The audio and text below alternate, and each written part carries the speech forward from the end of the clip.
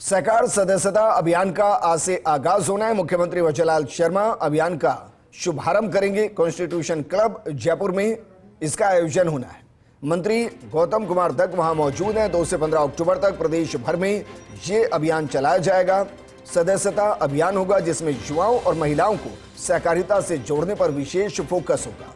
PACS विहीन ग्राम पंचायतों में बनेगी नई सहकारी समितियां।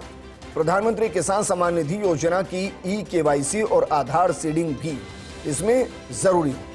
अभियान की मॉनिटरिंग के लिए जिलावार प्रभारी अधिकारी नियुक्त किए गए हैं और इसके साथ ही अगर आपको इससे जुड़ना है तो आप बाकायदा इसे ऑनलाइन जोड़ सकते हैं। और मंत्री गौतम कुमार दत्त से हमारे सहयोगी विनोद सिंह चौहान ने एक्सक्लूसिव बातचीत की। जरा सुनिए।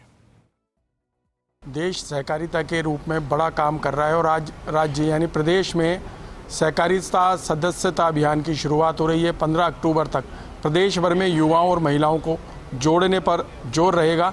हमारे साथ मौजूद हैं सहकारिता राज्य मंत्री गौतम कुमार दत्त। दत्त साहब, किस तरह का अभियान रहेगा और क्या शुरुआत है? ये सहकार सदस्यता अभियान की शुरुआत आज गांधी जयंती और लाल बहादुर शास्त्री जी की जयंती के अवसर पर आज इसकी शुरुआत हो रही है और हमारे देश के यशस्वी प्रधानमंत्री जी 2047 में विकसित भारत का और आत्मनिर्भर भारत का जो उन्होंने लक्ष्य लिया है, उस लक्ष्य में कोऑपरेटिव मूवमेंट की एक बड़ी अहम भूमिका रहने वाली है। इसी के निमित्त हमारे मुख्यमंत्री जी आदरणीय भजनलाल जी ने इस मूवमेंट में 2 तारीख से इस अभियान की शुरुआत करेंगे और पूरे राजस्थान में हम 10 लाख नए कोऑपरेटिव मूवमेंट में हमारे सदस्य जोड़ करके इस कोऑपरेटिव मूवमेंट को हम कैसे मजबूत कर सकते हैं, इसके लिए हमारे जो सहकारिता विभाग है वो पूरी तरह से तैयारी करके नीचे तक अपने फील्ड में सभी अभियान चला करके जोड़ने का काम हमारी सरकार कर रही है। साथ ही इसके साथ साथ हम जिन पंचायतों में हमारे पैक्स नहीं है उन पंचायतों में हम पैक्स गठन का काम करेंगे। साथ में जिन पंचायतों में पैक्स का गठन हो चुका है और भूमि का आवंटन नहीं हुआ है, वहाँ भूमि आवंटन का काम भी इस अभियान के दौरान करेंगे। जहाँ भूमि का आवंटन हो गया है तो वहाँ हम गोदाम की स्वीकृति दे करके वहाँ पे हम अपनी गतिविधियाँ प्रारंभ कर सकें।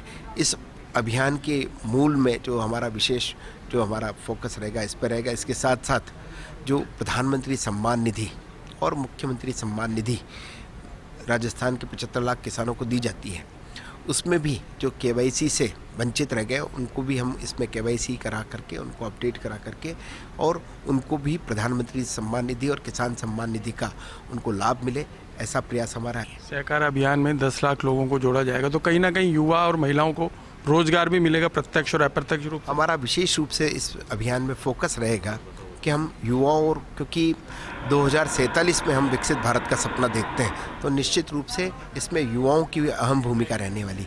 तो हमारा विशेष रूप से फोकस रहेगा हम इस अभियान में युवाओं को भी साथ लें और युवाओं के साथ साथ देश की जो एक महत्वपूर्ण शक्ति है महिला शक्ति, उसका भी हम सहयोग लेकर के उनको भी इस कोऑपरेटिव मूवमेंट में जोड़ करके उनकी भी क्षमता का उनकी स्किल का उपयोग करके हम उनको भी जोड़ने का काम इस अभियान में करेंगे। मुख्यमंत्री भजनलाल शर्मा आज इस अभियान की शुरुआत कर रहे हैं।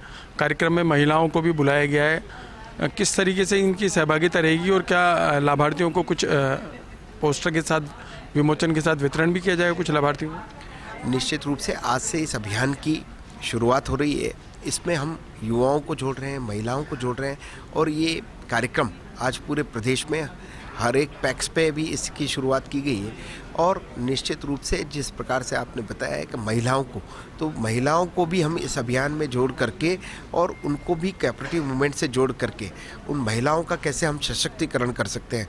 जो जैसे हमारी एसएचजी की महिलाएं जो काम कर रही हैं उनको भी हम प्लेटफॉर्म अवेलेबल कराने का काम करेंगे। साथ ही नए जो हमारे पैक्स बन रहे हैं, हमने कुछ पैक्स महिलाओं के लिए भी बनाए हैं, तो जो महिलाओं के पैक्स है वो महिलाएं गतिविधि करके निश्चित रूप से इस कोऑपरेटिव मूवमेंट को मजबूत करने का काम करेंगी। तो ये थे सहकारिता मंत्री गौतम कुमार दत्त, जिन्होंने साफ तौर पर कहा है कि अभियान से 10 लाख लोगों को जोड़ा जाएगा, रोजगार के अवसर सृजित होंगे और सशक्त किया जाएगा। कैमरामैन साहिल के साथ Vinod Singh Chauhan, First India News Jaipur.